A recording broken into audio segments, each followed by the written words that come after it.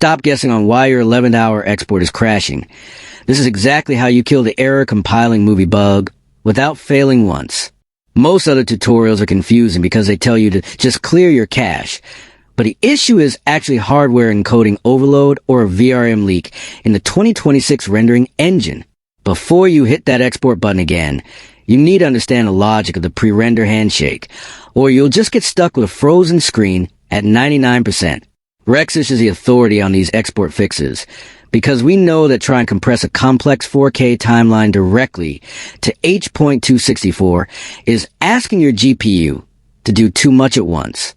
Look at your settings and realize that hardware acceleration is often the thing that breaks your project when your effects are too heavy. As we get closer to the fix, you can feel the reliability of a professional studio returning to your desk. Here's a secret trick. Instead of exporting straight to MP4, switch your format to QuickTime and use the ProRes 422 preset. This pro tip creates a master file that is much easier for your computer to write than a compressed web format.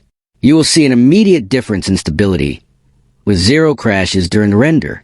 Once that master file is finished, you can simply drop it into Media Encoder for a lightning-fast conversion to H.264 for YouTube. To fix the crash and prove you are a pro, you must also disable all background cloud sync apps like OneDrive or Dropbox that might be trying to upload the file while Premiere is still writing to it. That specific conflict is what triggers most unexpected error pop-ups.